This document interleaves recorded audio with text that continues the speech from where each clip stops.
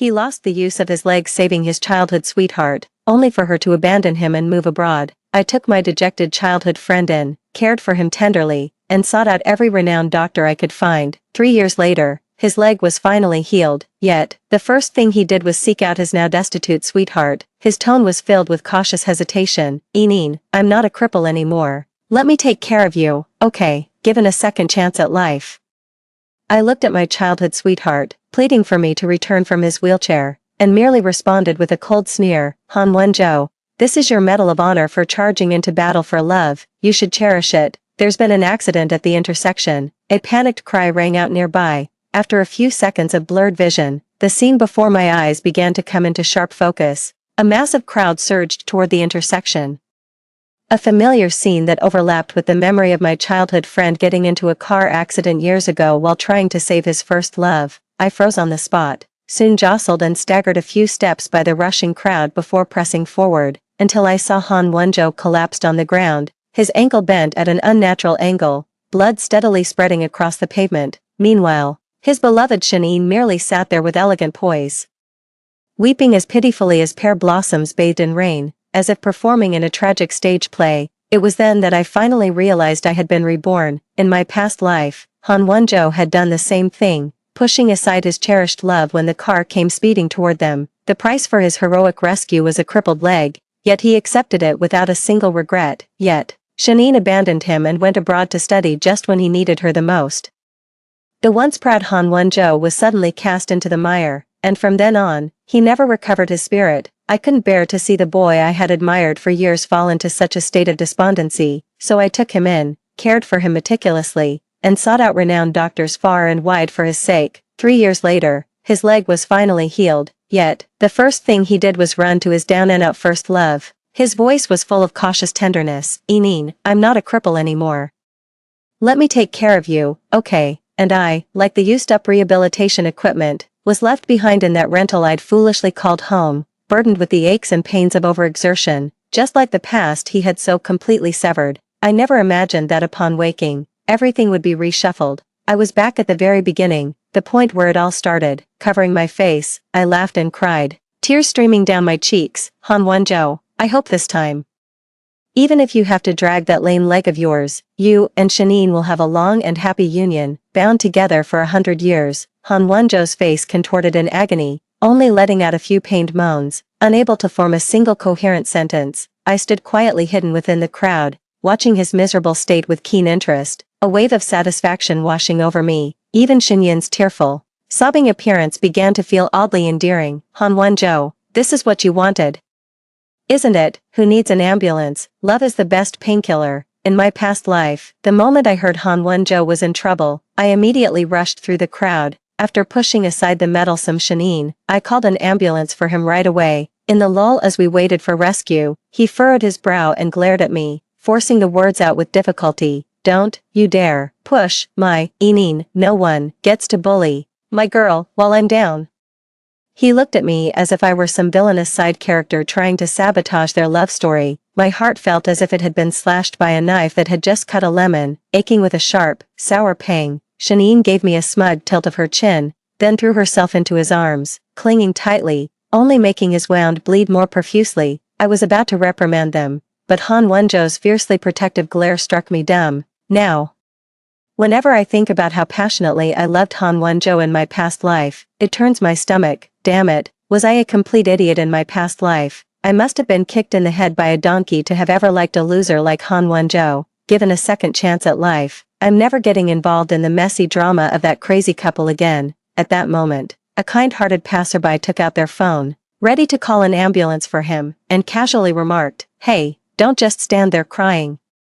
Call the police for your boyfriend, quick." In his urgency, his voice rose a little without him realizing it. The spoiled little princess only cried harder as a result. Han Won-jo's eyes reddened with anguish. He glared at the passerby and accused, "Don't you yell at her." The passerby's face flushed with a mix of anger and embarrassment. Finally, he rolled his eyes in exasperation and silently put his phone away. The other bystanders also gave up on helping. After all, if his own girlfriend wasn't even concerned, why should they go out of their way to be a nuisance? I'd had enough of the show and was starting to find it dull, so I turned to leave. The moment I turned my head, my eyes met Han Wenzhou's. Catching a flicker of disappointment in his eyes, a slight smile touched my lips as I quickened my pace to get away. The next time I saw Han Wenzhou was 2 days later. The counselor organized a few classmates who were close with Han Wenzhou to visit him at the hospital. As his childhood friend who grew up with him, I was naturally among those invited. From Han Wenzhou's roommate, I learned the aftermath of the car accident. As the crowd of onlookers grew larger, Shanine finally, belatedly, remembered to call an ambulance. Without my intervention, all that chaos meant he was past the window for optimal treatment by the time he reached the hospital. In the end, Han Wenzhou had to have part of his lower leg amputated, shattering any hope of a full recovery like in his previous life. For a perfectionist like Han Wenzhou, this was a devastating blow. And this was only the beginning. I had spent a long time steeling myself, and I thought I was finally ready to face Han Wenzhou with composure. But when I saw him again, weak and lying in a hospital gown, a surge of intense anger and hatred erupted in my heart. He had looked just as pitiful back when Shanine abandoned him. His face was deathly pale. He was so thin he was almost unrecognizable. Lying there sickly in bed, he wouldn't speak or eat, just stared blankly out the window. It was as if he might vanish from this world at any moment. I let out a soft sigh and reached to pour him a glass of water when he suddenly grabbed my wrist. His eyes filled with a desperate plea. "Xiaoyun, you're all I have left. You won't leave me, will you?" I said yes. Because of that one promise, I stayed by his side through the 3 hardest years. I started working myself to the bone, scrimping and saving to cover his exorbitant medical bills. At the worst of times, I survived on just 4 hours of sleep a day. As a complete disaster in the kitchen, I painstakingly studied recipes and ruined several pots before finally managing to cook a healthy meal that was both delicious and nutritious. I went from hospital to hospital, trying both traditional Chinese and Western medicine, all in a desperate bid to cling to the faintest glimmer of hope. I even placed my hopes in the divine, kowtowing with every step from the foot of the mountain all the way to the temple. Before the Buddha, I prayed, willing to trade 10 years of my own life in exchange for his full recovery. By divine providence, I found a reclusive miracle healer deep in the mountains. After 2 months of persistent pleading, the healer finally agreed to treat Han Wenzhou. With the healer's miraculous skill, Han Wenzhou made a full recovery in 3 months, moving freely with almost no trace of his former injury. Meanwhile, the video game program Han Wenzhou wrote perfectly caught the wave of the times, and its copyright was sold for a sky-high price. I thought we had finally made it through the hard times. Little did I know, the very next day, Han Wenzhou, who had just become my fiancé, vanished without a trace, just as I was frantic enough to go to the police. An algorithm pushed a trending video to me. There, in the city's central square, my beloved fiancé was staging a grand, public proposal for his childhood sweetheart. He knelt on one knee, his gaze holding a tenderness I had never seen before. His hands trembled uncontrollably from nerves and emotion as he slipped the ring onto Shenyin's finger. As the New Year's bell tolled and brilliant fireworks painted the sky, they shared a blissful kiss amidst a sea of cheers and well wishes. A perfect match, a talented man and a beautiful woman. They looked like a pair carved from jade. I let out a bitter laugh, tearing off the makeshift ring Han Wenzhou had fashioned for me from a soda can tab. A sharp, suffocating pain clenched my heart. Where there is no love, there is only stinginess. I was just a stepping stone on his path to true love. The bridge he burned after crossing, empty words were all I got, not worth another thought. My thoughts snapped back to the present. I glanced at Han Wenzhou's foreline where the blood had backed up, his empty pant leg, and Shanine, who was completely absorbed in her phone nearby. I looked away and quietly followed behind the counselor and my classmates, uttering a few perfunctory, polite phrases. After the pleasantries were over, the counselor called Shanine out of the room. Just like in my previous life, she was being told the happy news that her study abroad application had been successful. Without a doubt, Shanine would make the same choice. I smiled with quiet satisfaction. "Xiaoyun," just as I was about to leave with the main group, Han Wenzhou suddenly called out to me. His expression was sorrowful, and his frail voice drifted over. "Xiaoyun, how have you become so distant? The Xiaoyun I know isn't like this. If she saw I was in a car accident, she wouldn't just abandon me, and she certainly wouldn't take this long to come see me." Oh, so he does remember how good I was to him back then. But how did he treat me in return? I sneered inwardly, but kept my expression neutral, throwing the very words he once said to me right back at him. "You said it yourself, you only see me as a friend, and told me not to get the wrong idea or meddle in your business." My words left him speechless. After a long silence, His lips parted as if he was about to say something, but just then, Shanine returned. The guilt on her face instantly twisted into venomous resentment the moment she saw me alone with Han Wenzhou. Xiaoyun, how dare you have the gall, sneaking around to seduce him when I'm not here. My Wenzhou only has eyes for me. Don't humiliate yourself. Shanine cursed at me while reaching out to slap me. Han Wenzhou watched in silence, offering no defense on my behalf, even though he knew Shanine was being unreasonable. I sneered and took a step back, dodging the slap she aimed at me. I looked at her with leisurely composure, raising an eyebrow. Don't worry, I don't have a habit of scavenging through trash. You can keep that piece of garbage for yourself. With that, I turned and walked away without a backward glance, ignoring the wounded look on Han Wenzhou's face. Perhaps because of Han Wenzhou's amputation, Shanine left even earlier than she had in her previous life, guilt-ridden. She didn't tell Han Wenzhou about her plans to go abroad and slipped away quietly on her own. She said her goodbyes to everyone else in private, and even I received a text from her that felt like a challenge. Xiaoyun, mark my words, even if I'm gone, you still won't be able to beat me. I couldn't help but laugh. She really hadn't changed a bit. On the night Han Wenzhou proposed to her, she also posted a friends-only moment, visible to me alone, a picture of interlocked fingers, captioned with a short line. All I have to do is stand there, and he will love me. The old me might have felt wronged and heartbroken seeing this, but now, Han Wenzhou means nothing to me. The boy who promised to protect me forever has long since rotted away, bit by bit. In those youthful years, I replied, I'm kind of shipping you two now. May you be locked together forever. Without waiting for Xinyin's reply, I immediately blocked all contact with her and Han Wenzhou. In this life, I'm going to live for myself. Putting my phone down, I buried myself in my studies and began preparing for the upcoming final exams. It wasn't until the next roll call in our major specific class that I realized Han Wenzhou hadn't been attending for a long time. His roommate said that Han Wenzhou was like a walking corpse these days, barely surviving by drowning himself in alcohol. I didn't care. My mind was only on how many vocabulary words I had left to memorize and which difficult course problems I needed to ask the professor about after class. Time flew by, and before I knew it, it was final exam season. As I was leaving the exam hall, I literally bumped into Han Wenzhou, who was there to file his leave of absence paperwork. He had grown much thinner, his cheekbones slightly prominent, struggling with the wheelchair, a far cry from the spirited man he once was. I pretended not to see him and walked right past, yet, he suddenly seized my wrist, his voice trembling as he said, Xiaoyun, are you going to abandon me too?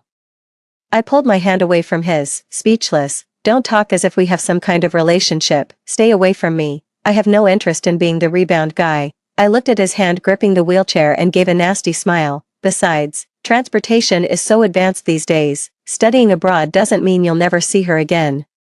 She only left you once. It's not that big of a deal. You love her so much. What's the harm in forgiving her just this once? Can't you be a little less petty about it? He lowered his head, a pensive expression on his face. A smile of interest played on my lips. According to the timeline from my past life, Shanine should have already found a new boyfriend in Paris by now. I was genuinely looking forward to seeing Han Wenzhou's reaction. That very night, Han Wenzhou booked a seat on the next available flight and flew straight to Paris. Our mutual friend, Brother Liu, was worried about his safety. After failing to talk him out of it, he had no choice but to accompany him on the trip. While waiting to board the plane, he sent me a ton of messages. Xiaoyun, Han Wenzhou has completely lost his mind. To think he'd go to such crazy lengths for such a heartless, ungrateful woman. As his brother, it's so frustrating to see him like this.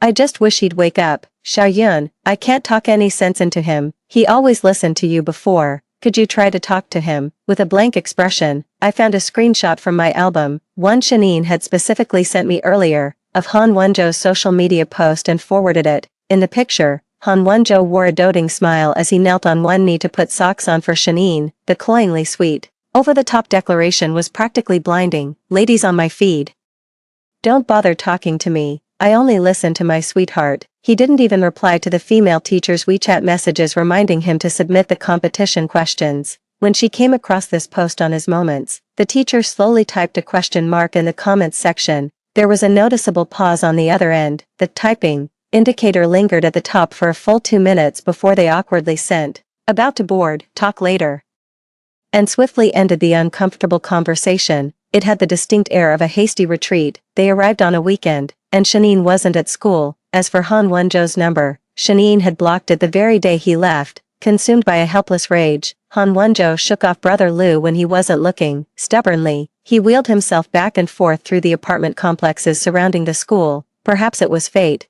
but he actually found Shanine on a stone bridge.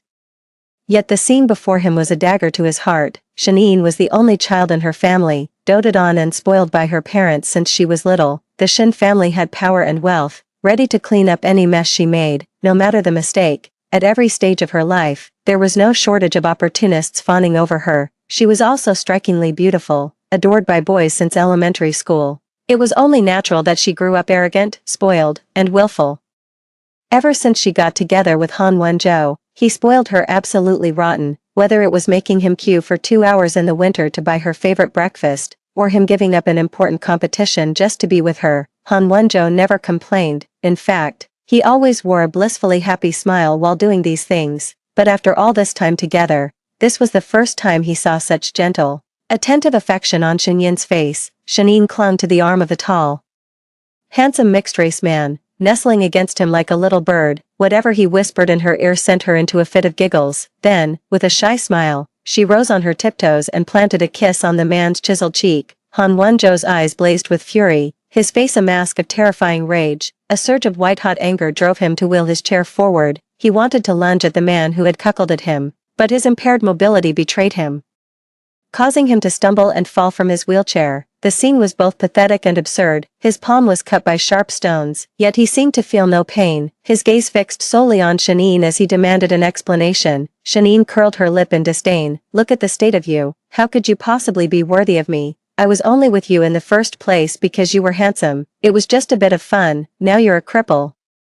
Did you really think I'd take care of you for the rest of your life? I'm not your devoted little childhood sweetheart. Han Wonjo's eyes blazed with fury. You bitch. I ended up like this because of you. Shanine, fingers interlaced with her new boyfriend's, said indifferently, I never asked you to save me. You threw yourself at me all on your own. Driven mad with rage, Han Wonjo struggled to throw a punch at them, but Shinyan's new boyfriend kicked him straight into the river.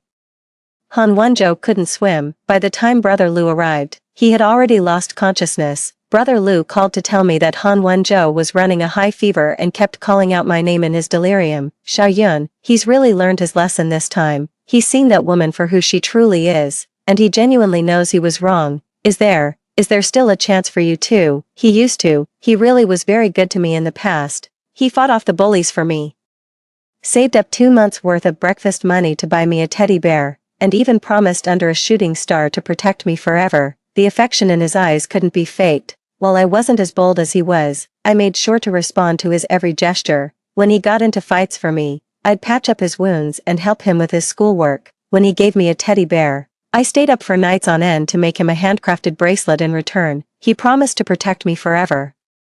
So I gave him my whole heart, praying for the boy I loved to have a lifetime of peace and happiness. Everyone just assumed we were a couple because, aside from a formal confession, the care and affection we showed each other was no different from that of a real couple. I want to believe that the boy he once was truly cared for me. It wasn't until I met Shanine that I realized how fickle the heart can be. I cut off Brother Lu's rambling. I remember you have a younger sister. Given who Han Wonjo is now, would you be willing to introduce him to her? Brother Lu almost instinctively thought of all the messy history between Han Wonjo and Shanine. His brow furrowed involuntarily, and he fell silent. See, even a good-natured guy like Brother Lu knows that Han Wonjo is no good for you now. He fell silent for a long time, which finally dissolved into a sigh. I'm sorry, Xiaoyun. I wanted so badly for us to go back to the way things were that I didn't consider your feelings. After that day, Brother Lu never again took it upon himself to report Han Wonjo's situation to me. I finally had a period of peace and quiet. My feelings for Han Wonjo gradually settled from the initial, teeth-gritting resentment into a calm acceptance. It's not worth wasting my emotions on someone like him. I can't even be bothered to spare him my hatred anymore. As graduation approaches, I'm spinning like a top, busier than ever. In my past life, taking care of Han Wonjo consumed me. I missed several important exams while constantly running around, and on the day of the postgraduate entrance exam itself, I collapsed from sheer exhaustion. Now that fate has given me a second chance, I'm determined to cherish every moment and not waste a single second on people who don't matter, free from those external distractions. I threw myself wholeheartedly into self-improvement, diving deep into my studies and actively competing to win awards. In my senior year, I successfully secured a spot for graduate school through the recommendation-based admission process. During the autumn recruitment season, I also received offers from several well-known companies thanks to my outstanding resume. My top choice company, even after learning I had the graduate school spot, was willing to hold a position for me until after I completed my master's degree. To make commuting for my internship easier, I moved out of the dormitory, right outside my apartment building. I ran into the last person on earth I ever wanted to see. A cold rain fell in a steady drizzle, a biting wind blew, and the sound of rolling tires echoed from the wet pavement. Han Wonjo had no umbrella. He wore only a thin white shirt, hunched over in his wheelchair. The fine rain soaked him through. His hair and clothes plastered wetly to his body, looking every bit like a stray puppy. But this time, I won't be taking him home again. I used to love seeing him in a white shirt the most. That boy in white, so youthful and unrestrained, made my heart skip a beat for countless seasons. Now, all I want to do is mutter, "What a scheming man, trying the self-inflicted hardship trick, huh?" I clicked my tongue in disdain. Feeling sorry for a man is a surefire way to invite a lifetime of bad luck. The moment he saw me, his eyes lit up. He straightened his back slightly and began wheeling his chair slowly toward me. He looked a bit flustered, as if struggling to find the right words, before finally blurting out, "Xiaoyun, how have you been?" I lost my patience and turned to head upstairs. Seeing I was about to leave, he panicked completely and reached out to pull me into a hug. I was utterly repulsed. With a quick, evasive sidestep, I darted away as if he were some disgusting vermin. His hand froze in midair, a flash of pain and confusion in his eyes. "Xiaoyun, do you still blame me?" He hung his head, clutching his hair in anguish as he wept softly. "I'm sorry. I'm so sorry. I was wrong. I'm such a jerk. I betrayed your genuine feelings for me. Well, in that case, I guess I'll just take a quick look." Until one day, Shanine stopped me with a triumphant look on her face, like a victorious rooster. She raised her head defiantly and waved the pregnancy test slip in her hand. "Xiaoyun, you've lost again. I'm pregnant." Overcome with emotion, he began slapping himself hard across the face. "It's always been you." I was just confused by her. If she had never come along, we would have been so happy together. "Xiaoyun, please give me another chance. I swear, I'll spend the rest of my life making it up to you." This scene reminds me of a line from a book I once read. Men are all too fond of making vows, and their promises are no different from a dog's bark.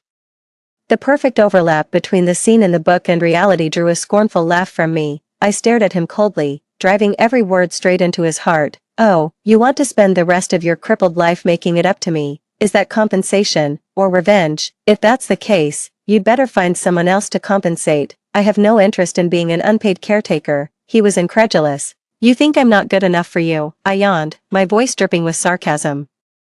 "How could I ever dare, Han Wonjo? This is your badge of honor, earned in your valiant charge for love. You should treasure it." With that, I strode quickly toward the elevator. Just as I was about to press the button, Han Wonjo's muttered words reached me from behind. "But in our past life, you never cared about these things." My steps faltered, but I only paused for a second. As I closed the balcony window, I glanced down at the street below. Han Wonjo was still standing there, frozen.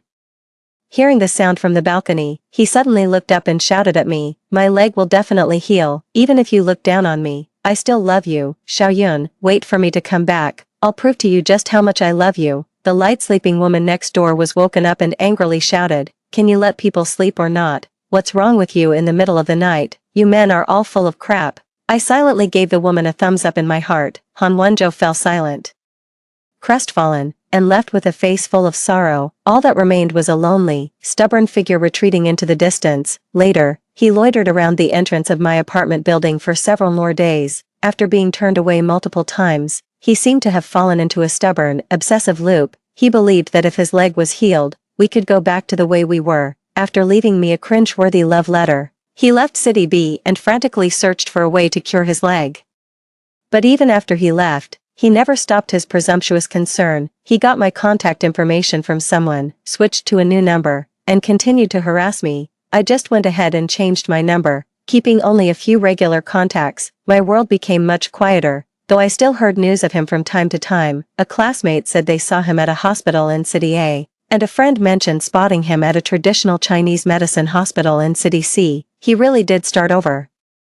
These are all the places I traveled to for his sake in my past life. Places where the treatment showed some promise. He's merely following in my footsteps, retracing the very path I once blazed for him. For a long time after that, even Brother Lu couldn't reach him. Han Wenzhou seemed to have completely cut off all contact with the outside world. I suspect that, after all hope was lost, he must have gone deep into the mountains to seek out that reclusive miracle doctor.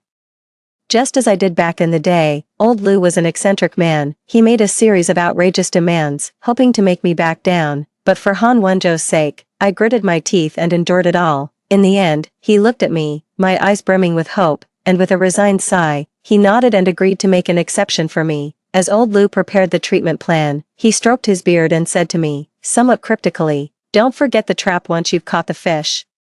Or burn the bridge after crossing the river. Girl, remember to keep your wits about you, don't be a fool." I was so overjoyed by the hope for Han Wenzhou's leg that I didn't dwell on the deeper meaning. Looking back now, as an outsider, he actually saw things more clearly than I did. I just don't know if Han Wenzhou's little show of insincere devotion will be enough to move old Lu this time, but whatever the outcome, I don't care anymore. A new chapter in life has begun, with more opportunities and challenges awaiting me. During my graduate studies, I met many like-minded friends and encountered knowledgeable, rigorous, and dedicated mentors. Every day was busy yet fulfilling. That day, as I returned from studying at the library as usual, I heard my roommate's exclamation the moment I walked through the door. "Holy crap, Xia Yun, get over here and look. The CEO of Hansha Group is publicly confessing his love to you." Before I could even process what was happening, my roommate thrust her phone screen right in front of my face. Hansha Group is a rising star in the gaming industry that recently shot to fame with a massively popular competitive game, Han Wenzhou.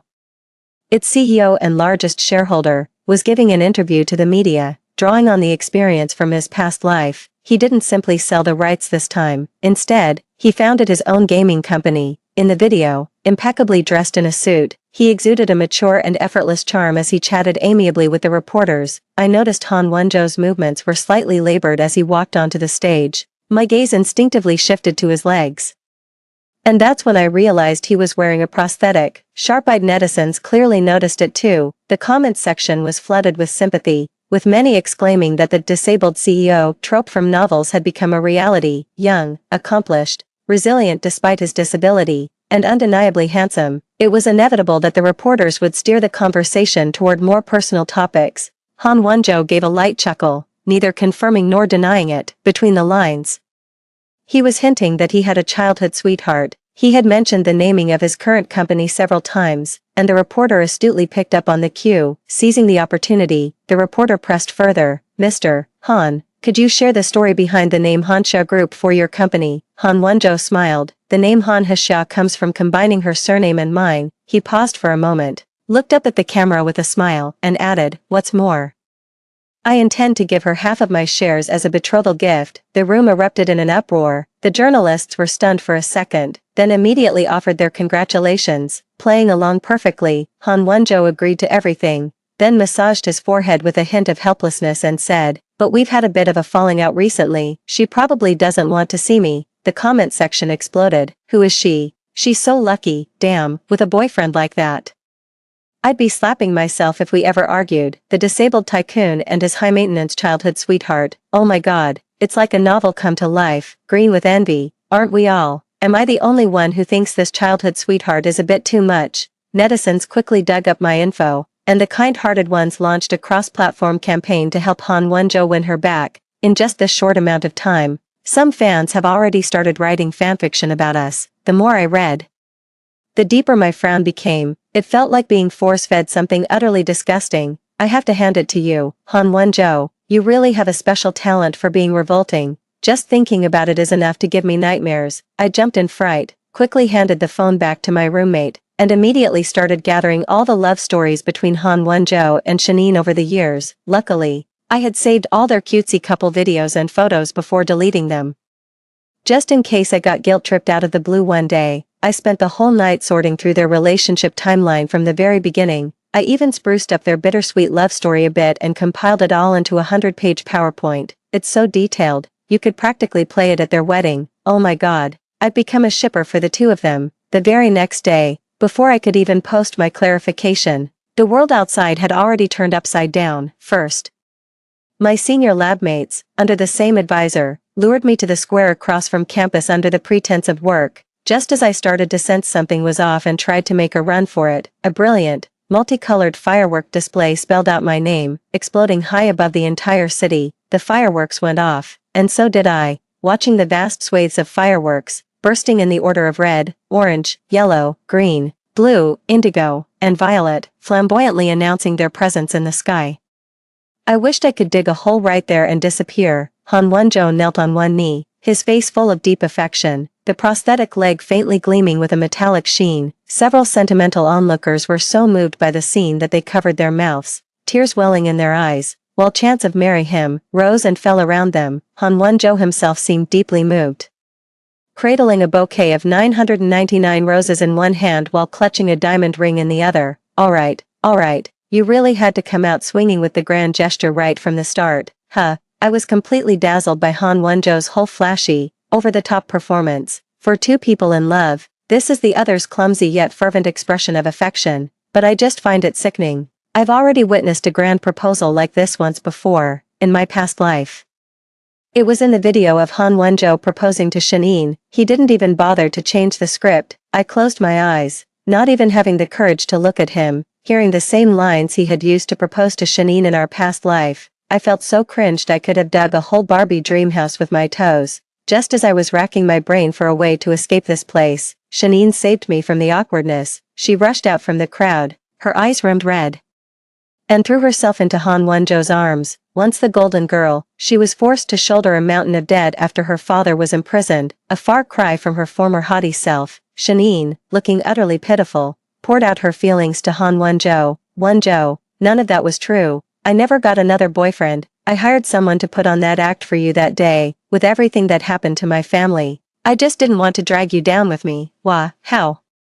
How could you betray me and fall for Xia Yun? Han Wonjo was in no mood to listen to her nonsense right now. She had just lunged at him, causing him to stumble. His prosthetic limb was knocked loose and went clattering across the floor toward the crowd. For a proud man like him, that prosthetic was his last vestige of dignity and composure. All the careful poise and control he had meticulously maintained shattered in that instant. He shoved Shanine away and, dragging himself along, frantically groped around the feet of the onlookers for his prosthetic. Shinyin's words exploded through the crowd like a thunderclap, plunging the scene into chaos. Someone, I don't know who, kicked it, and the prosthetic limb rolled to a stop at my feet. Under Han Wonjo's earnest gaze, I slowly slipped my hands into my pockets and turned to leave without a moment's hesitation. With so many people in the square recording videos, and given the existing buzz, the incident quickly trended online. Among the thousands of comments, most were roasting Han Wonjo and Shanine for their ridiculous antics, with a few occasionally criticizing me for being too cold towards Han Wonjo, who has a disability. One particular comment really stood out from the rest. Holy crap, I was in the class next to theirs in college. Those two were already completely unhinged back then. How did they manage to go viral for it? The online spectators quickly rushed to ask for the inside scoop. The original poster didn't hold back, launching straight into a lengthy third-person commentary. Each of these incidents, taken on its own, is absolutely mind-blowing, but the most jaw-dropping of all have to be these three events. When they were breaking up with Shanine, Han Wonjo ran through the rain, circling her dormitory while shouting, "Shanine, do you have any idea whose love you're rejecting?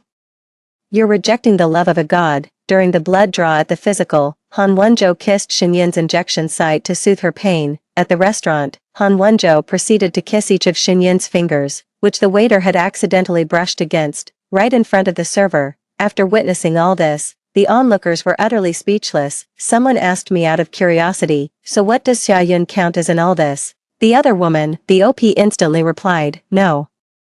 She's the poor sucker who got played." A buddy of mine knows Han Wonjo. Apparently, right at the start of freshman year, Han was all set to confess to Xia Yun, but on his way to do it, he saw Shanine and fell head over heels at first sight. He said it was the first time he'd ever felt his soul tremble. He just dropped the confession plan and started chasing Shanine instead. Netizens instantly felt sorry for me. Even the ones who had previously called me heartless started apologizing. The devoted persona Han Wonjo had just built up for himself crumbled to dust overnight. I seized the moment when the buzz was at its peak and released the detailed timeline and presentation. The caption read, "Childhood sweethearts are no match for a destined encounter. You all shipped the wrong couple. Hashtag Han Wonjo Shanine. Hashtag crazy couple. hashtag Xiaoyun the unlucky scapegoat. These two hashtags shot straight to the top of the trending list. Hanxiao Group's stock plummeted, leaving Han Wenzhou scrambling to put out the fires. Meanwhile, Shanine was pestering him relentlessly, a classic case of a doomed pursuit. She had nothing left now, clinging desperately to Han Wenzhou as her only lifeline, but she didn't realize that the more she acted this way, the more Han Wenzhou grew to despise her. The Shin family's bankruptcy happened a year earlier than in my previous life. Out of curiosity, I looked into it and found that Han Wenzhou had actually played a part in accelerating their downfall. It was probably his revenge for Shanine cheating on him. No wonder he was so unmoved by Xinyan's heartfelt plea. Turns out he was the one pulling the strings all along.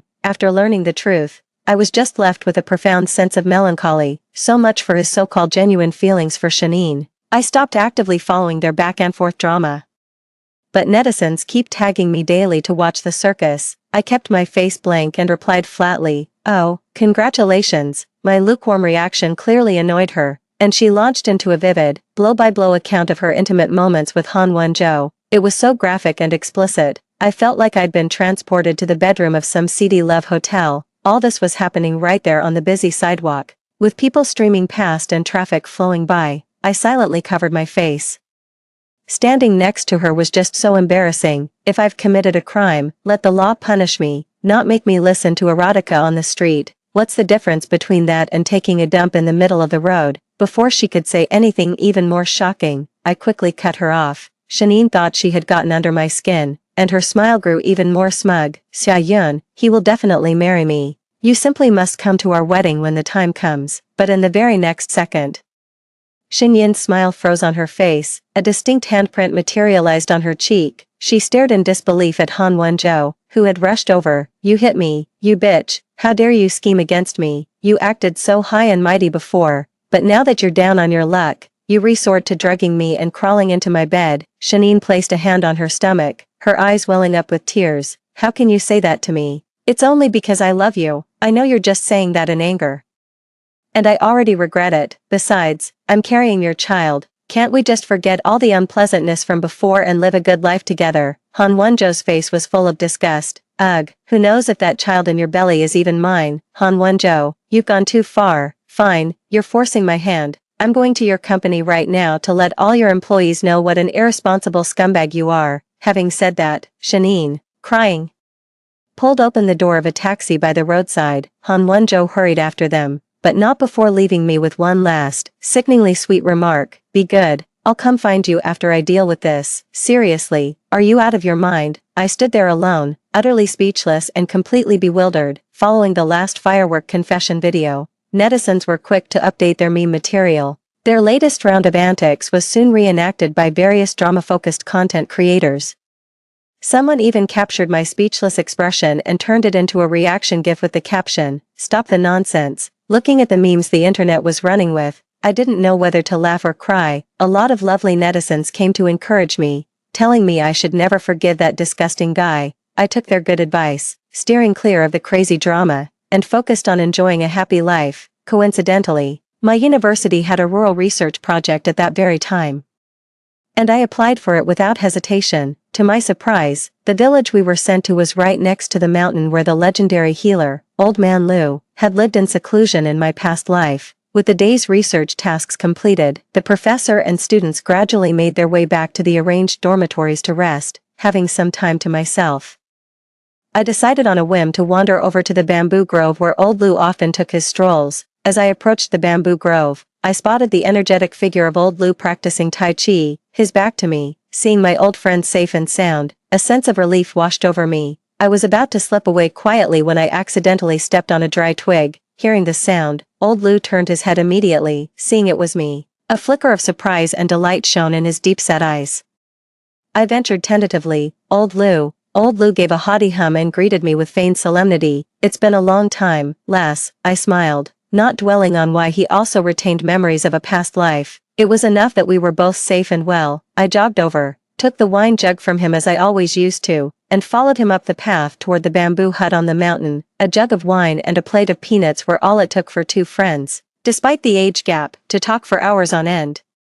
Only after old Shen had gauged my current feelings toward Han Wenzhou did he tell me about Han's visit to the mountain to seek his medical help. The old man told me with great pride how he had made Han Wonjo dig up a whole hillside of wild vegetables and carry 2 months' worth of night soil. In the end, he drove him down the mountain and told him to find employment elsewhere. Han Wonjo had no choice. After being fitted with a prosthetic limb, he struggled through over a year of arduous rehabilitation just to be able to walk slowly again. I couldn't help but chuckle at old Lou's vividly descriptive account. Mr. Shun looked me over carefully and asked once more, "You're really over him, aren't you, girl?" I said playfully, "Of course, if you happen to know any quality gentlemen, you must introduce them to me first." Mr. Shun's eyes lit up, and he immediately started flipping through his address book. He pointed to a long list of numbers and began introducing them to me, one by one. "This is my eldest apprentice's nephew. He's about 5 years older than you, the chief neurosurgeon at City A's First People's Hospital, handsome as they come, steady, thoughtful, and considerate. And this is my second apprentice's son. He just got back from studying in Germany this year." He got more and more worked up as he spoke, and finally just shoved the address book right into my arms. "Oh, forget it. I think they're both quite promising. Why don't you just add them both, get to know them one by one?" I refuse to believe you won't find a single one you like. I held the address book, not knowing whether to laugh or cry. "You're a real go-getter." The old man lifted his chin with pride. "You bet. Back in the day, I was the first among my buddies to win a wife. The mountain signal was terrible. Our research team was practically offline the entire time. By the time we wrapped up the research, the romance between Shanine and Han Wonjo had already progressed to a fever pitch. To force Han Wonjo to take responsibility, Shanine went straight to the rooftop of our school and threatened to kill herself. The two of them were locked in a stalemate on the rooftop for over an hour, dredging up old grievances without end. The principal let out a sharp, piercing shriek, and the security guard on duty today was sweating bullets. In the end, to protect the company's reputation, Han Wonjo resorted to a delaying tactic, promising Shanine he would marry her after she gave birth, finally bringing the whole farce to a close. My roommate was putting on a whole live reenactment right in front of me, complete with dramatic gestures. You have no idea how ridiculous these two are.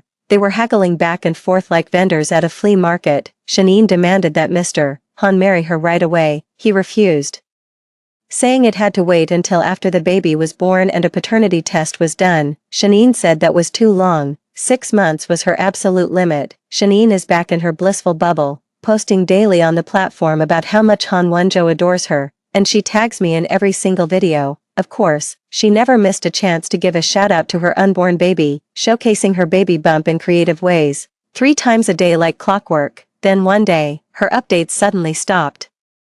An insider revealed that she had been in a car accident and suffered a miscarriage. The driver who hit her was a middle-aged man she'd never met, and it appeared to be nothing more than an accident caused by drunk driving. But Shanine refused to believe it. Like a mother who had lost her child, she wandered the streets, desperately seeing her child in every face. This time, Han Wonjo, quite uncharacteristically, stayed by her side for a while. A photo, accidentally taken by a passerby of them shopping together, actually held a touch of warmth. Just when everyone thought they were settling into a quiet life, the news broke with the shocking story of Shanine stabbing Han Wonjo multiple times. The report mentioned Shanyine's motive. She had accidentally found the driver's number in Han Wonjo's phone, grew suspicious, and ultimately discovered that he was behind the car accident. She also uncovered that the evidence which sent her own father to prison was provided by Han Wonjo to her father's business rival. Shanyine's mental state was already fragile. During the argument, she directly grabbed a fruit knife from the table. Although it wasn't fatal, Han Wonjo suffered severe kidney damage and will have to live with a urinary bag for the rest of his life. During the police investigation, doctors diagnosed Shanine with a mental disorder, and she had to be sent to a psychiatric hospital for treatment. Han Wonjo was sentenced to 7 years in prison for hiring someone to assault another person. The day he was sent to prison was the very day I graduated with my master's degree. He sent word that he wanted to see me one more time. I politely declined. "Of course, see him, you must be joking. Elder Lou has lined up over a dozen dates with eligible bachelors for me. I can't even get through all of them. Why on earth would I waste my time on him?" E&D. The end. Story 2. Everyone knows that the person that the richest man Liam Fu likes is his unrelated sister. For her, Liam Fu could miss our wedding and the birth of our child. Even when I was so disheartened that I took my daughter abroad, he didn't remember to call me until 2 months later, after making such a fuss for so long. "It's time to come back, right?" Then the daughter's baby voice came over the phone. I have already found a new father for mom, please don't bother us. To Liam Fu, I am still the joke of the community. Everyone knows that Liam Fu doesn't like me and only married me because of family alliance. People in the circle say that I am pretentious. I knew he didn't love me but I still rushed to marry him, which was just asking for trouble. Liam Fu didn't show up on the wedding day, and I became the laughingstock of everyone. Even when our child was born, his father was not there. All this is because of his white moonlight, Zara. She is an orphan adopted by the Fu family's nanny. The nanny and Liam Fu have a very good relationship, like mother and son. After the nanny died, she was naturally entrusted to stay in the Fu family and became like a sister to Liam Fu. However, his preference for Zara exceeds his love for me and everyone else. It always makes people feel that they are more than just brother and sister.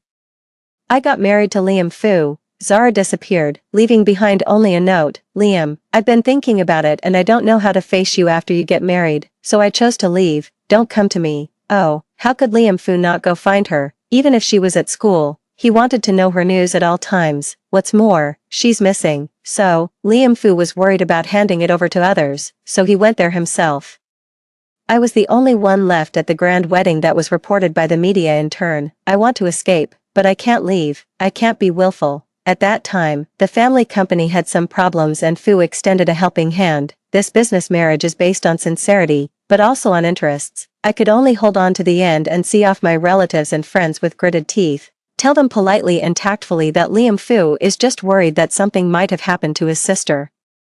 But everyone knows that Zara is not a sister of the Fu family. They have no blood relationship. She is already 24 years old and has a lot of ideas. She ruined several of Liam Fu's relationships. She has proven time and again that she is more important than Liam Fu's girlfriend. Everyone in the industry knows the truth, but they dare not say it out loud for fear of offending Liam Fu. But as Liam Fu's careless wife, I became the subject of their after-dinner gossip. Elodie can't even beat a little girl, yet she dares to call herself the most beautiful woman in Beijing. When that little girl grows up a little, she should abdicate. Of course, everyone knows that Liam Fu cares more about the little girl, and Elodie just shamelessly married into the Fu family. I say Elodie is just being pretentious. She knew Liam Fu didn't like her, but she still insisted on getting involved in this mess. Isn't she just making things difficult for herself? I endured such rumors for 5 years. Our daughter is 5 years old now. And Liam Fu has never mentioned divorce, but what remains unchanged is that Zara will always be his first. I will never forget the day when I gave birth to my daughter. I cried and screamed his name in pain, but he never showed up. He didn't see how miserable and painful I was, nor did he see my daughter for the first time when she was born, because that day, he was at Zara's graduation ceremony. He gave her flowers in public and was invited to give a speech. Everyone envies Zara and says she is the apple of the richest man's eye. I have forgiven Liam Fu countless times, but the only thing that cannot be forgiven is that he neglected our daughter for Zara. My daughter Lele is 5 years old and is in the middle class of kindergarten, but her father never picked her up. I mentioned this to Liam Fu, but he thought it was unnecessary. Every time I go to pick up my child, I hear people whispering about the fact that my daughter doesn't have a father. I don't mind hearing this, but Lele is still young. How can he endure this? The whole world knows that he is very busy. He is in charge of a huge business group and has a lot of things to do every day. Besides, the Fu family already has a driver and a nanny, so why should he waste his time? Yes, picking up and dropping off his daughter and cultivating the father-daughter relationship is a waste of time for Liam Fu. But I know that when Zara was in school, Liam Fu picked her up and dropped her off every day. How could he have had so much time to waste in the past? That night, I had a falling out with him for the first time. Liam Fu, if you like that little girl, divorce me and marry her. What are you doing? With a pop sound, he was furious and raised his hand to slap me. What nonsense are you talking about? That was the first time he laid hands on me. 5 years ago, after I gave birth to my daughter. He came late. I cursed him in the worst way, but he just held my hand and said sorry. But when it comes to Zara, what? Do you feel disgusted too? I sneered. Then what do you mean by this now? I disgusted him again and slapped him in the face. Finally, he covered his face, slammed the door and left in anger, not returning all night. Liam Fu beat me reached my parents. They are on holiday in England. In recent years, our family's businesses have gradually moved abroad. The original marriage with Liam Fu was a business marriage, but that's not necessary now. Nian Nian was the one when our Yun family encountered a crisis and the Fu family helped us, but he is in his current condition. And I don't think there is any need to live together with him any longer. Our family doesn't need the help of the Fu family now. How long are you going to drag it on? Get a divorce while the child is still young. My parents advised me earnestly. I looked at the red mark in the mirror and gradually lost my temper. Don't worry, I've already found a lawyer, I comforted them. Just treat these 5 years as feeding the dogs. I was discussing with my lawyer about drafting an agreement when Liam Fu called and asked, "What time does Lele finish school? I'll pick her up." I laughed. Who am I doing this for? Lele has been out of school for an hour. She has finished her dinner. Hearing this, Liam Fu fell silent. After a while, when I was almost losing my patience, he said, "Nian Nian, I'm sorry about yesterday." I felt no wavering. Hearing this, he remained silent. Liam Fu waited for a long time, but I didn't say anything, so he got anxious and said, "If you hadn't said such harsh words yesterday, I wouldn't have." I interrupted him impatiently. "The damage has already been done. What's the point of saying this now?" Liam Fu did not give up, and he picked up Lele on time the next day. The father and daughter returned home talking and laughing. Lele told me happily, "Dad said that the whole family will go on a trip during the summer vacation. Mom, I want to see the desert. I want my dad to hold me and ride on the camel." Okay, summer vacation is just 2 days away, and traveling won't delay divorce. Of course I won't let Lele down. I pinched her rosy little face and said, "Okay." Lele is very happy. Liam Fu also breathed a sigh of relief. He probably didn't want to feel guilty. What a pity. The trip for our family of 3 did not happen. Liam Fu broke the appointment. I heard that Zara left without saying goodbye and went to Switzerland. He had to go after his little girl. That morning, Lele dragged her small suitcase and squatted on the stone steps at the door, crying and refusing to listen to anyone's advice. At the same time, my mother's old illness worsened. I was worried about her, so I bought plane tickets and took Lele to the UK with me. Before I left Liam Fu with a divorce agreement, but at the airport, we met again. I walked up to Liam Fu and told him, "Lele and I are going to England and won't be coming back for the time being." "Don't joke." Liam Fu looked at me indifferently, his voice sounding very impatient. The broadcast sounded, and both flights were about to take off. At this time, Liam Fu's assistant came to tell him that Miss Sue was on that flight. "You can still catch up now." When he heard this, his expression eased a little. He turned around and gave me another instruction, "Take good care of Lele, come back soon," Liam Fu said, then turned and left. He firmly believed that I would not leave him. I looked at his tall back and didn't know what to say for a moment. When the plane arrived over the UK,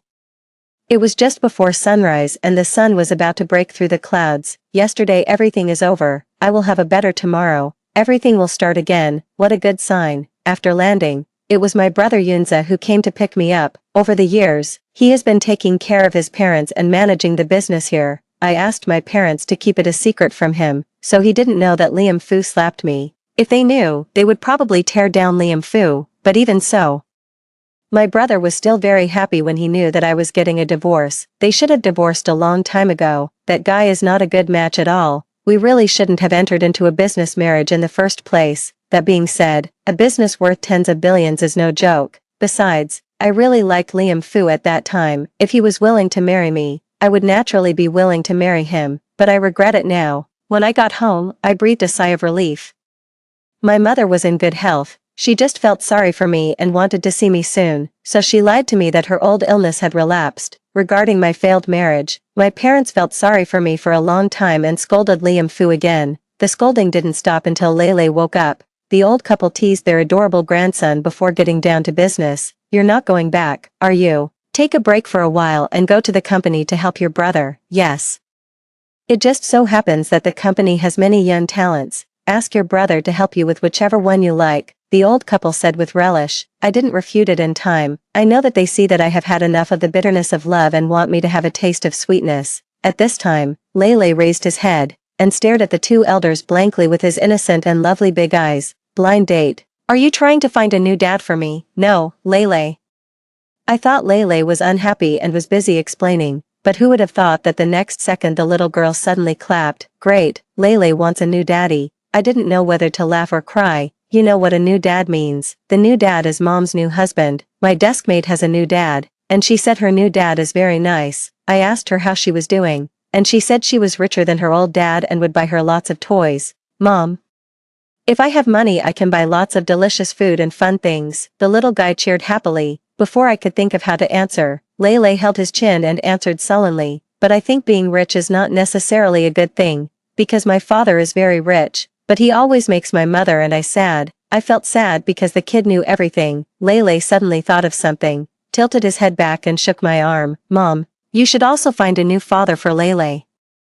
Look for someone who will smile at Mom, spend her birthday with her, and prepare surprises for her with Lele. Anyway, it has to be different from Dad's. She said this, pursing her lips. Dad doesn't do anything. He always makes Mom unhappy. Her little head is all about me. Suddenly, I couldn't hold it back and started crying. My darling, having you is enough for Mom. After a few days of rest, I officially started looking for a job. I didn't choose to work in my own company, after all. The majors are not suitable. I studied broadcasting and my dream is to work in a TV station. Fortunately, it is never too late to start your dream, and Lele also said that she wanted to see her mother on TV because it was cool, and the next sentence was this way her mother could be seen by more outstanding uncles. I'm blessed by her little mouth. As soon as I joined the TV station, I met two romantic partners. One of them is my blonde-haired and blue-eyed colleague. A local rich second-generation guy. He said he fell in love with me at first sight. The other one was a former Chinese senior of mine. When he heard that I was divorced, he invited me to dinner and told me about his love for me back then. My brother encouraged me to pursue love boldly. He said, "Who wouldn't like a wonderful and beautiful woman like you?" I think he has changed. He used to always say I was ugly. Later, he seemed to suddenly think of something, and pulled me aside and asked, "By the way, does the man surnamed Fu know about this?" I might as well just cuckold him. I was speechless. I didn't want him to know in the first place, and I hadn't been in touch with him for a long time. Later, Liam Fu really found out. I stayed in the UK for 2 months. Lele's summer vacation is over. I found a tutor for her, connected her to local courses, and prepared to enroll her in school. Before that, I tried to politely tell Liam Fu, but he didn't answer my call. I tried calling him several times but he didn't answer. The divorce lawyer told me. I went to see Mr. Fu, but when he heard that I was your man, he refused to see me and didn't even ask why. The divorce agreement is still in my hands. I am so angry and I don't understand what Liam Fu is trying to do. I contacted his special assistant directly, but she told me politely, "I'm sorry, ma'am. You don't have to tell me. Mr. Fu doesn't want to hear anything about you for the time being." I gnashed my teeth in anger. Just as he was about to say something, his special assistant spoke first. "Because it's you, Mr. Fu seems very sad. I've never seen President Fu like this before." The old chairman called him an immature boy. The old chairman is Liam Fu's mother. I didn't finish listening and hung up the phone. Liam Fu's immature looked too many times, but I don't know what he is sad about. Until this evening, I was asleep and Liam Fu called me out of the blue. He was drunk. Speaking in a deep, incoherent voice, "Elodie, you are so cruel. You just left me for a strange man. I'm wondering if you ever loved me." At home, he calls me by my full name. There is no affectionate name between us. This is very suitable for our business marriage relationship. "Elodie, where did you put the matching tie?" "Elodie, my daughter is crying. Come and comfort her." "Elodie, this coffee is getting worse and worse. You didn't make it, and you're just trying to be perfunctory with me." "Elodie, I command you to return to me right now." "Elodie, I won't allow you to find other wild men." I told my best friends, but they didn't believe me. Everyone knows that the richest man is aloof by nature, being cold to everyone, except for the girl named Zara. But this cold and aloof man has become a support for other girls. He is the perfect support for Zara, but he brings out the worst in me. Liam Fu clearly, because every man out there is better than you, because every man out there is the best person to rely on. Next time we meet, don't call me by my name, call me Miss Yun, because it's more natural and more suitable for us. I hung up the phone and felt much better, but the next day, someone is bothering me again. It's Zara. She came here to call for punishment. "Why do you want to hurt Liam? How has Liam ever wronged you? He has never thought of divorcing you." Zara said the last sentence with tears in her voice. My face turned colder. "It's not your turn as an outsider to intervene in the affairs between him and me. You are so young but you have such deep thoughts. I'm kindly reminding you that women with deep thoughts are prone to losing both their money and their lovers." I don't know how this sentence of mine touched Zara's sore spot. She suddenly raised her voice. "I'm not little anymore, uncle. If I can help you celebrate my birthday today, I will be 25. By the way, today is also your birthday, isn't it? You'll be 28 after your birthday. Is it possible that it's not me who's younger, but you who's older? I don't know what kind of bad fate it is. Zara and I actually have the same birthday, married for 5 years. Liam Fu never remembers my birthday. He only remembers it after Zara is over and gives me one, so. I piled all the birthday presents he gave me in the cloakroom without opening any of them. I don't need this kind of convenience. It's unnecessary to think about such boring things. I don't want to talk nonsense with Zara. I only replied, 28 is indeed not young. You must not live to this age. Sent successfully. I smiled. Zara is so fragile. Will she cry? I made Liam Fu's sweetheart cry. When he sobers up, will he call me and blame me? Probably. After all, Zara is so important to him. I didn't expect that the next day I would actually see Liam Fu's face appear in front of me. Seeing him walking towards me, I walked around him without saying a word. Elodie, what do you mean? He grabbed my hand and said through gritted teeth. I looked at him indifferently, with no expression on my face, as if I was looking at an insignificant person. I remember I told you, please call me Miss Yun. How long are you going to make this go on? He looked a little cold and sneered. It's time to stop playing hard to get. I couldn't help but chuckle when I heard him say this. If you think I'm making a fuss, then I have nothing to say. Also, please let me go, Mr. Fu. I have to go to work. Liam Fu's eyes suddenly narrowed. Come back with me. I bit my lip, tightened my grip on the bag, and took a deep breath. We're divorced. As long as I don't sign, you will still be my Mrs. Fu. Her understated voice was as cold as ever. The emotionless Mrs. Fu made my heart tremble. Mrs. Fu, oh, how ironic. After he had injured me all over my body, he calmly called me Mrs. Fu. I no longer care about being called Mrs. Fu, and I can no longer bear it. I used to be so happy about this identity, but now I feel so miserable. What does it take for you to get a divorce? I looked at him and asked. Divorce? Liam Fu suddenly laughed. He raised his hand and pinched my chin, forcing me to look into his eyes. He looked down at me with his dark eyes, his lips showing a cold look. Divorce is impossible in this life. I endured the pain in my jaw and glared at him angrily. Finally, he dragged and pulled me back to my country by force. You are a lunatic. I cursed him madly, but he didn't care at all. Lula can't live without me. If you take me away, she will cry if she can't find me. Don't worry, she will come to accompany you later. Liam Fu really didn't lie to me. He picked up Lele in the evening. Mom.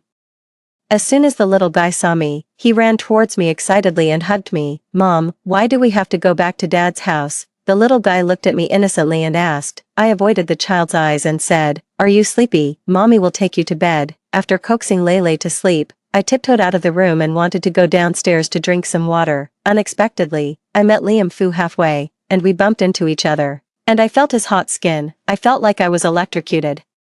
I hurriedly pushed him away, my face stiff, and said, Why are you here? This is my home. Why can't I be here? Unlike my stiffness, the man didn't show any discomfort. Perhaps noticing my expression, he raised his eyebrows and sneered. Why, are you afraid to watch? It's not like you haven't seen it before. Elodie, why are you pretending to be innocent with me now? Pretending to be innocent. My hands at my sides tightened unconsciously. I looked at Liam Fu's sneering expression, ignored him, turned around and walked downstairs. But the moment she raised her foot, the man grabbed her wrist. Behind him, his voice sounded a little unhappy. Elodie, I'm talking to you. Can't you hear me? I have nothing to say to you. Oh, there is a limit to playing hard to get. Playing hard to get. I turned to look at him in disbelief. I didn't expect that he still thought I was playing hard to get. Liam Fu, I'm not that cheap, isn't it? He half squinted his eyes.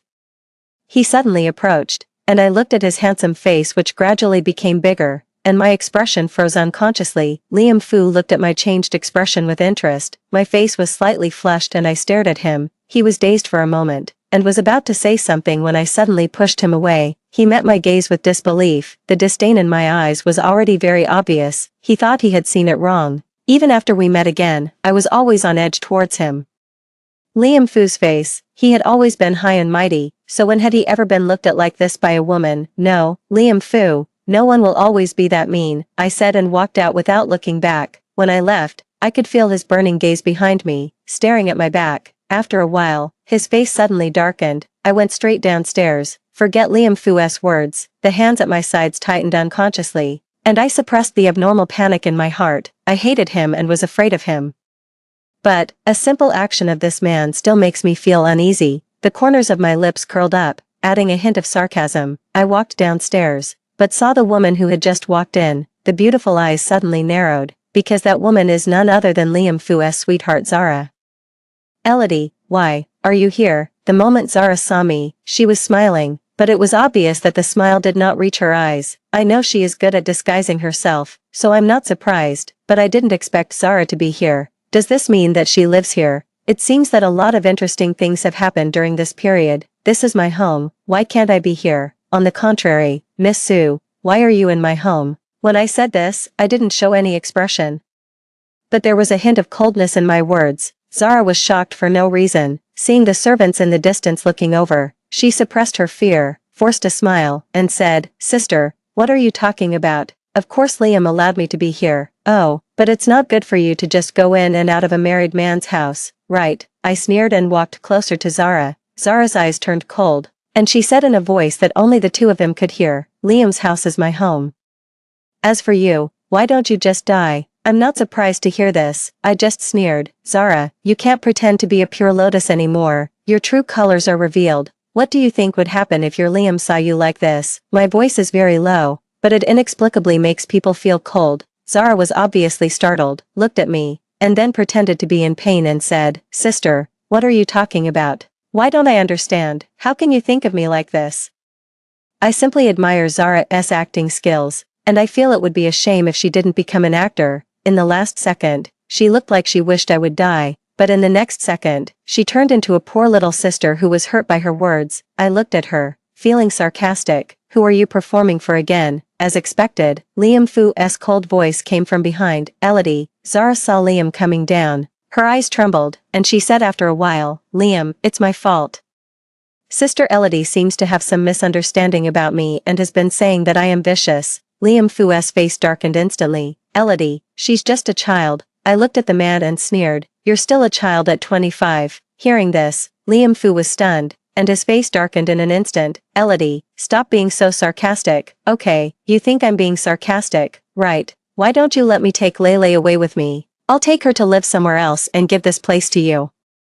Wouldn't that be better?" Hearing this, Liam Fu's face darkened to the bottom. He looked at me and gritted his teeth and said, "Elodie, don't even think about it." Hearing this, Zara's face froze, and I looked at her with a sneer. "See, it's not that I don't want to leave, it's your Liam who won't let me. Or, do you have any way to make him let me go? I will take Lele and leave now." Zara looked unhappy. She barely pulled the corners of her lips, looked at the man, and said with a pitiful look, "Liam, I didn't mean that. Since my sister is back, don't let her misunderstand me again. I'll go back first." Having said that, he left without caring what Liam Fu said. I watched Zara leave and just felt it was so artificial. Is this making me unhappy? I looked up at Liam Fu and said sarcastically, "Your lover is unhappy, why don't you go and check it out?" What if? Before she could finish her words, the man yanked her hard, causing her to fall over. Her chin was lifted up by his cool fingertips, and her eyes met Liam Fu's. "Elodie, it's only been a few months since we last met, and you've become so sharp-tongued." I was silent and didn't say anything. I saw Liam Fu looking at me coldly, unexpectedly. There was no disgust in the man's eyes as before, but instead a bit of anger. "Or was your previous appearance as a lady from a noble family all a disguise to please me?" He said this, and there was an inexplicable hint of anger in his sarcastic tone. I didn't know what he was angry about, so I just curled my lips and said, "Does it matter? No matter what kind of person I am, you don't like me, Mr. Fu. Instead of hating me, why not let Lele and I go, Mr. Fu? Aren't you afraid that if I stay here, it will affect the relationship between you and your lover?" A cold word came out from his lips, "Get lost." There was no expression on my face as I pushed the man's hand away and strode outside. After a moment, his voice sounded again behind him, "Elodie, get out of here and never come back. Don't ever think about seeing your daughter again." The answer to him was the sound of me slamming the door. When I came out of Liam Fu's apartment, I went straight to see my friend Xiaomi. Maybe it's because of my natural personality. I seldom lose my temper and I used to be very obedient to Liam Fu. But now we are getting divorced, and I don't want to endure it anymore. In a bar in the city, "Miss Yun, I've heard Xiaomi mention you a long time ago. You are really beautiful." "That's right. I heard that you are still single. Have you ever considered finding a boyfriend?" "Go to hell. I was the one who asked you first. Stop cutting me in." Xiaomi said to call her friends over, and she really called some over right away. There were 3 or 5 handsome young men, and when they saw me, their eyes widened. I kept blaming Xiaomi for not introducing her earlier. Xiaomi said innocently, "It's not my fault. It's because Nian Nian didn't want to find her. Today is a rare opportunity. I should seize the opportunity." "Xiaomi, stop kidding me. I'm not very good at talking to men, and this is the first time I've seen such a scene. Although it was a joke, I still found it a bit overwhelming. Liam Fu saw when he pushed the door open from a distance. The beautiful eyes suddenly became gloomy. I was still dressed simply as usual, but I don't know if it was because I had drunk alcohol, but the way he looked at me seemed a little different. Liam Fu pursed his lips tightly and his expression was exceptionally cold. Xiaomi's friends are my friends. Miss Yun, can you please leave me your contact information? I was stunned and opened my lips to say something. I was caught off guard and someone grabbed my wrist, pulling me over with great force. I stumbled, looked up and saw the man's clearly beautiful jaw. What are you doing here? Maybe because I was drunk. My voice was stuttering a little. Liam Fu pursed his lips tightly, with a half smile on his face. What do you think I'm doing here? I was already drunk and my steps were unsteady, and being dragged out by the man like this made me look even more embarrassed. People passing by, whether they knew me or not, all looked in my direction. My face turned pale and blue. Liam Fu. Let me go. The man didn't let go. Instead he held my grip even tighter, and I unconsciously spoke again. Liam Fu. The man still ignored me and dragged me out. Car front. I looked at the man, my expression showing some pain. Liam Fu, I have been hiding from you for so long. Are you still not going to let me go? Seeing his face darken, I hurriedly continued. I've had enough of this kind of life in the past 5 years. I don't want to repeat the same mistakes again. When will you let me go? Let you go? Elodie, you were the one who pestered me in the beginning, and now you just want to walk away. Do you think I, Liam Fu, am someone you can take whenever you want and throw away whenever you don't want? Ever since he saw me in a bar with 4 or 5 other guys, Liam Fu has been feeling this manic depression in his heart. He attributed his anger to the fact that I didn't take good care of Lele. He felt that his daughter didn't even have a good meal at home because she was waiting for me. I, on the other hand, am living a life of debauchery out there, without any awareness of being a mother. Mommy, are you guys fighting again? Lele's appearance suppressed Liam Fu's anger. She hurried to my side. Naturally, I wouldn't say anything in front of Lele. Maybe because we had just had a fight. I slept very uncomfortably that night. I dreamed about many things from the past. For example, I was the only one who endured gossip at the wedding, and I desperately gave birth to Lele in the operating room. Lele was said to be a wild child without a father, and was pointed at by others. When I woke up in shock, I found that my whole body was covered with sweat, which was very sticky. I gasped unconsciously, and the scene in the dream was still floating in my mind. When I woke up in the morning, Liam Fu was already up, inside the restaurant. When can you sign? Liam Fu was slightly startled and shocked by what I said. He pursed his lips and said nothing. I added, I can forgive you for what you did to me, but I cannot forgive you for ignoring Lele for the past 5 years. I can tell you, don't even think about it. The corners of my mouth raised with a sarcastic arc. You don't know how I have been through these 5 years. You don't know what Lele has suffered in these 5 years. She, a child who obviously has a father, was described as a wild child without a father. Hearing this, Liam Fu's eyes changed slightly, and after a long pause, he said, Sorry, Mr. Fu, you are so cunning. Do you think that all the hurt can be wiped out by apologizing? You think it's too simple. I laughed, full of sarcasm. Liam Fu pursed his lips and said in a deep voice, Stop it, Elodie. It was my fault what happened back then. I sneered. How dare I? What did Mr. Fu do wrong? Seeing that I was unwilling to forgive him, Liam Fu's heart tightened a little. Elodie. With a creaky sound, the door suddenly opened and Lele outside immediately ran in. Seeing that I was awake, Lele was instantly extremely surprised. She threw herself into my arms and called out like a spoiled child, Mom, are you awake? My heart softened instantly, and I said gently, I'm sorry, Mom didn't coax you to sleep last night. Mom, I'm okay. Lele grinned happily and laughed wildly. I rubbed Lele's head, then turned my cold eyes to Liam Fu. Mr. Fu, I don't want to get entangled with you anymore. Please let me and my daughter go. Liam Fu was silent. He stood up, looked down at me and said, I won't let you go. Liam Fu turned around and walked away with a murderous look in his eyes. He took out his phone and called his special assistant. Help me find out who is bullying Lele in school and who said Lele doesn't have a father. I was already pulling Lele to leave, but we were robbed back halfway. Let me go. Assistant Zhang, you are detaining me and kidnapping me. I want to call the police. I struggled with Assistant Zhang's hand, my voice cold. Assistant Zhang wiped the sweat off his face, his smile a little stiff. Madam, I'm just following orders. Ha, I sneered in vain. You didn't care about our life and death before. So what's the meaning of doing this now? Special Assistant Zhang looked embarrassed and didn't know what to say. Let me go. Be careful or I'll sue you for personal imprisonment. I was still making a fuss, my voice rising and my tone threatening. Elodie, Liam Fu's voice sounded behind me. I was slightly startled, turned around and looked at Liam Fu, then raised my lips and said, Mr. Fu, you're just in time. Your special assistant won't let me go. What do you think I should do? Liam frowned. Elodie, stop it, making a fuss. I laughed. Mr. Fu, you don't take yourself too seriously. Besides, why, what qualifications do you have to imprison me? Liam Fu said coldly. Elodie, I said stop making trouble. Heh, I'm asking you why. Don't you understand what I'm saying? Because you're my husband, or because you're a scumbag who doesn't care about us mother and daughter. After these words were spoken, Special Assistant Zhang could not help but gasp. Who doesn't know that this is Mr. Fu's Achilles heel? Liam Fu frowned helplessly and said, I will slowly make up for the guilt I have felt towards you and your daughter over the past 5 years. I quickly broke free from his restraints and said in a high-pitched, angry voice, we don't need it. Then I was locked in the room, while Lele was playing in the room. Seeing me coming back, he tilted his head and asked, Mom, didn't you say you would take me out to play? I was a little upset. But when I saw Lele, I calmed down and said, but I may not be able to go today, can we go another day? Okay, Lele smiled sweetly, revealing her cute fangs. I was also planning to talk to Liam Fu. Just as I was about to push the door open, 2 bodyguards were already standing at the door, stopping me and saying, Boss Fu has instructed that Madam cannot leave the room. I became angry and knew I couldn't get out, so I simply closed the door and sat on the bed angrily.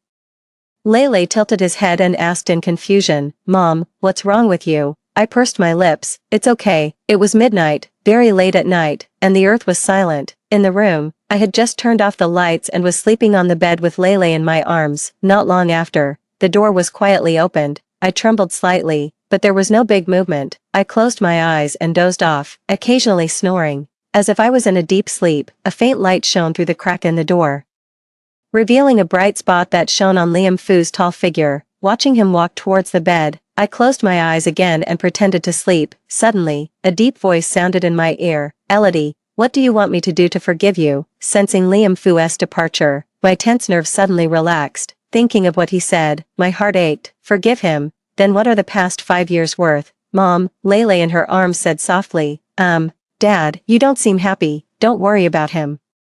I held Lele's hand even tighter. A sleepless night. Early in the morning, after washing up, Liam Fu knocked on the door and asked us to get up and eat. At this time, I had already gotten up and washed up. I helped Lele to braid her hair, after finishing it neatly. Liam Fu said, come over for breakfast. I didn't say much, and took Lele to eat breakfast. After breakfast, I looked at the clock and it was already 8 o'clock. I said, I'll take Lele to school. He frowned. Just stay here, I'll see you off. No, I want to go. Seeing my firm attitude, he didn't refute me. Liam Fu took Lele's hand and walked out, and I followed behind. How ironic. The father who once ignored Lele and didn't even accompany him when Lele was born, now that the child has grown up, has started to pretend to be a loving father. We drove to the kindergarten very quickly. Oh, is Lele here? Lele nodded and smiled. Yes, good morning, teacher. This girl looks so cute. Who wouldn't like her? The teacher smiled happily and said, Lulu is the best. Then he looked at Liam Fu who was standing beside him and said, are you Lily's father? Liam Fu pursed his lips in indifference, but nodded in response. It was the first time for some teachers to meet Liam Fu, because he had only taken Lele in once since he was a child, so it was normal that they didn't know him. I'm leaving now, go to school. After watching Lele enter the school, I left with Liam Fu, but not long after I got home, I received a call from my teacher. The teacher explained this situation to me. I trembled all over and my heart was in a knot. I could hear Lele crying on the phone. My heart suddenly became like an ant on hot pot.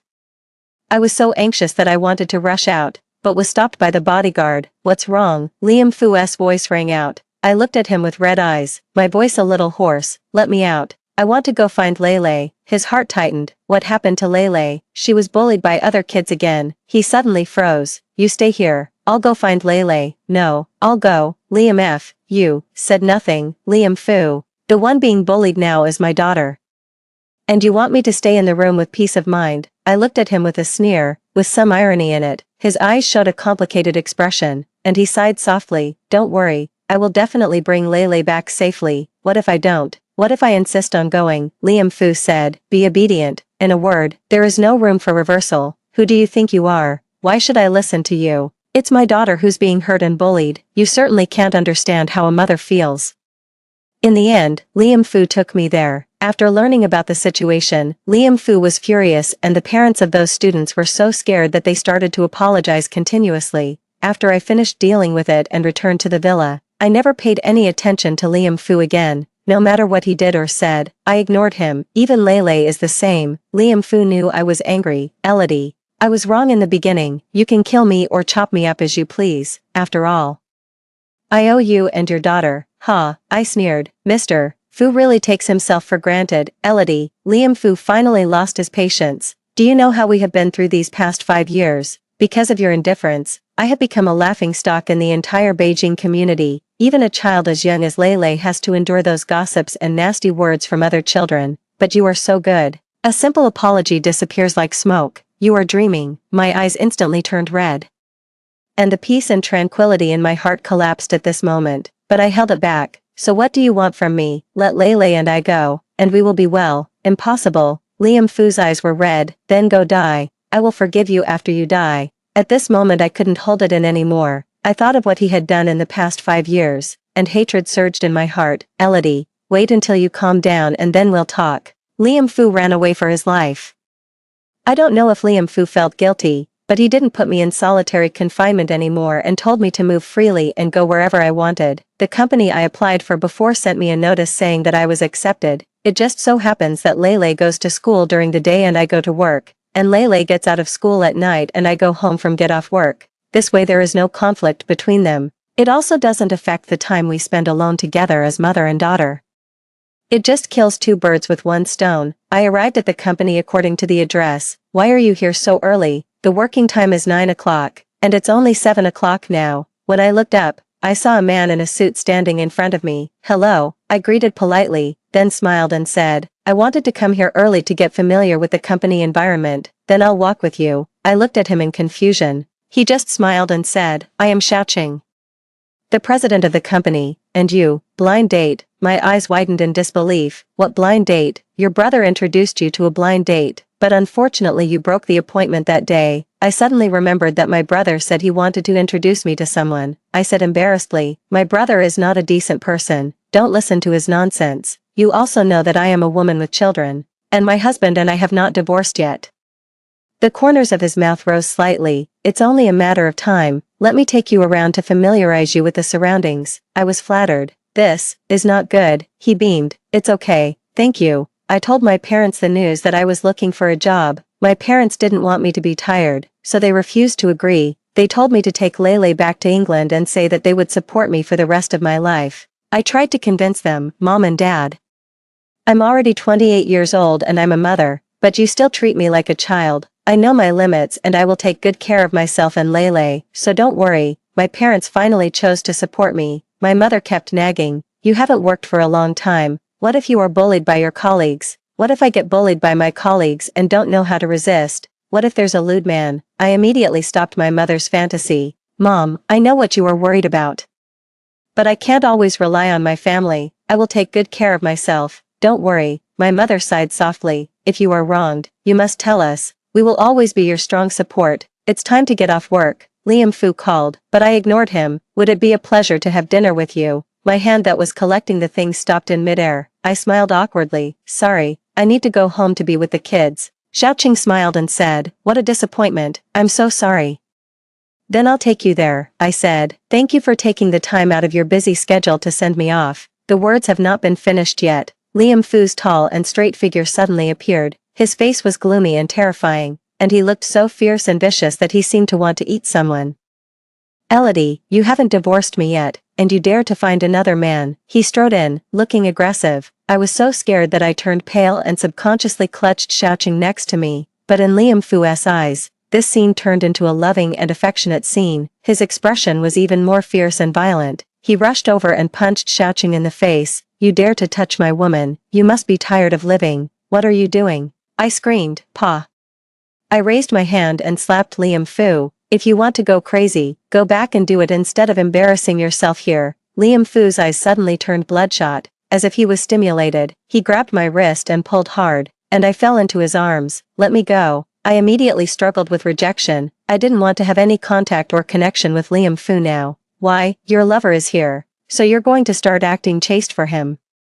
Didn't you beg me to have sex with you every day before, even when I left you covered in bruises? Didn't you just endure it obediently? Liam Fu's words became more and more explicit, with each word carrying an aggression. Why are you pretending to be pure now? Elodie, you're a slut, a whore. Liam Fu had exposed all my secret private affairs in front of Xiaoqing. Asshole, let me go. I'm disgusted by you, let me go. The word disgusting ignited Liam Fu's anger without any reservation. You said my touch was disgusting. Liam grabbed my neck and pushed me against the wall. His eyes were gloomy and he seemed to want to tear me apart. Elodie, say that again, Mr. Fu, what are you doing? Please let Elodie go. Xiaoqing wiped the blood from the corner of his mouth and rushed over to save me. Liam Fu raised his leg and kicked Xiaoqing hard, sending him flying and crashing into the coffee table, causing everything on the table to shatter to the ground. Mr. Xiao. I shouted nervously. The fingers on my neck tightened at the same time, strangling me so much that I felt suffocated and my eyes almost rolled back. Why do you care so much about your adulterer? Liam Fu's eyes turned red and his face was violent. How long have you been with him? Has he ever touched you? Elodie. Liam Fu got close to that violent handsome face, and every word was as sharp as a knife. Elodie, we haven't divorced yet. Why do you treat me like this? Why are you so mean? Have you been hooking up with him for a long time, so you want to divorce me? And then, Pa, I was almost fainting, so I used all my strength to slap Liam Fu in the face. My face turned pale and my whole body was shaking. Liam Fu's stunned fingers loosened slightly, and I was able to take a few breaths. I spoke with a trembling voice. Liam Fu, so what if I love him? You know, every time you touch me, I feel particularly disgusted. You know what, Mr. Xiao is much better than you, Mr. Xiao is better than you in everything, really. Liam Fu suddenly smiled. His expression was weird and cold, which made me feel a little scared. You. Before I could finish my sentence, Liam FU'd me and pushed me against the wall. Is it disgusting that I touch you? Why, does it make you feel good when he touches you? Liam Fu's dark eyes turned completely scarlet. Elodie, if he saw the whole process of you being disgusted by me, would he dislike you for being disgusting from now on? After all, you are a bitch, Liam Fu. What do you mean? I tensed my slender body, feeling a little uneasy. Liam Fu raised his lips and revealed a cruel and ferocious smile. Then he hooked my legs and tore off my clothes. What are you doing? Let me go. I kept struggling. Rip, my pants were ripped. Liam Fu, you beast, I will kill you. Xiaoqing rushed over again, holding a sharp fruit knife in his hand. I saw it and couldn't help but exclaimed, Boss Xiao. Liam Fu had eyes on his back. He threw me aside, turned around, and kicked Xiaoqing again. Xiaoqing fell to the ground and the dagger in his hand fell out of his hand. Liam Fu picked up the dagger, and with a move of his slender fingertips, the dagger began to spin flexibly in his hand. He walked towards Xiaoqing, his whole body filled with murderous aura. Liam Fu, what are you doing? My heart was tightening as I watched Liam Fu point the tip of the dagger at Xiaoqing's chest. My head buzzed and I lost all my reason and ability to think. Bang, after a muffled sound, I regained my senses. I lowered my eyes to look at my hands, which were tightly holding the bloody ashtray, and I just used this ashtray to hit Liam Fu's head hard. A trickle of bright red blood was flowing out from the back of his head. My fingers trembled and I threw the ashtray away. Liam Fu slowly turned around, his scarlet eyes staring fiercely at me who was committing the crime. You want to kill me? He asked in a hoarse voice. I bit my lower lip, and even in my heart, I had the thought of running away. When I was standing there at a loss, Xiaoqing grabbed my hand and walked out. When he touched me, I shuddered. He stroked my head gently. It's okay, it's okay. I picked up Lele who hadn't finished school yet. I'm afraid Liam Fu will come. Lele asked me innocently. Mom, why did we get out of school so early today? I smoothed the hair on her forehead and said, Mom wanted to see you earlier today. I have never seen Liam Fu look so horrible. He was indifferent to me before and I rarely saw him. Today was the first time I saw him acting like a devil. Xiaoqing arranged accommodation for my mother and me. I begged him not to tell my brother what happened today, because I was afraid he would tell my parents and then they would worry about me. I thought Lele would resist outsiders. Unexpectedly, Lele liked Xiaoqing as soon as she saw her. He kept calling him Uncle Xiao. Lele, who had never felt fatherly love, was completely immersed in happiness. I haven't seen Liam Fu for a long time. Liam Fu whom I hadn't seen for half a month. He seemed more haggard than before, as if he had aged by 10 years. I subconsciously wanted to avoid it. Suddenly he grabbed me. Elodie, I shouted angrily, let go. Oh, he sighed, Elodie, can you forgive me? I don't know what happened to me that day. I'm sorry, forgive you. I forced a smile. What about me? What about Lele? All the grievances that we have suffered as mother and daughter have disappeared with your words I'm sorry. Liam Fu turned pale. No, he begged again and again, Elodie, I really know I was wrong. I'm sorry. I laughed out loud. I've been in love with you for 5 years, and you're just starting to love me now. It's too late. Belated love is cheaper than grass. Liam Fu, sign the divorce. Don't let me look down on you. I won't get a divorce. You bad dad, stay away from my mom. I don't know when Lele showed up and rejected Liam Fu. I found a good dad for mom. Don't come and ruin it. Liam Fu looked at the little guy in front of him in disbelief. Lele, I am your father. Lele pouted and said, you are not my dad. You only make mom sad and then bully her. You never accompany me or play with me. You promise to play with me, but you often don't keep your promises. Liam Fu finally signed the agreement, but he told me, Elodie, I will not give up on you. I signed this to end the injustice my last relationship did to you. I will pursue you again and show you my sincerity. Liam Fu is sometimes terribly paranoid about certain things. And part of the reason why his career is so successful is due to his somewhat paranoid personality, but he has always been able to control the scale well. But this time he was as paranoid as a madman. Liam Fu follows me every day. Normally he wouldn't disturb my life, but whenever I had free time, he would take off his backpack and let me see his collection of books on how to win back your wife and how to please your wife. He would show them to me like a treasure. At first I ignored it, thinking he would give up on his own over time, but he was like a plaster. I couldn't get rid of him no matter what. I was so annoyed that I suppressed my temper and said to him, Liam Fu, it's your business if you want to dwell on the past, don't pull me back. Do you know how I feel now when I think about the past? I feel sick. Why should I accept it when you say you love me? Aren't you pursuing me? Then I'll tell you the answer. I will never forgive you in my life, let alone be with you, so, don't be a bitch, Liam Fu. Liam Fu stood there dejectedly, as if all the strength in his body had been drained away. Since then, he has not appeared beside me again, but, Zara contacted me out of the blue. Elodie, are you satisfied? Liam Fu's mind is full of you and Lele now. He can't tolerate me at all. I asked back in a cold voice. I should be the one asking you this.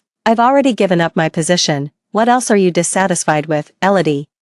Don't be so proud. Liam doesn't like you at all. He just feels guilty towards you and your daughter. I believe that it won't be long before Liam lets go of his obsession and stays with me. I sneered. Whether he loves me or not is none of my business. Leave me alone, Elodie. What are you so proud of? Now, Liam stays at home all day, drinks until his stomach bleeds, and says he's sorry for you. Zara's emotions gradually became agitated. I had no interest in enduring her hysteria, so I hung up the phone. Zara, however, insists on sending me videos every day. Liam Fu in the video looks like a drunkard, with a pile of alcohol around him, dirty clothes, messy hair, and a sloppy appearance. I felt nothing at all and blocked Zara directly. A month later, the police contacted me and asked if I knew Liam Fu and asked me to go over and handle his case. I asked the police to contact someone else, but he said he only remembered my contact information.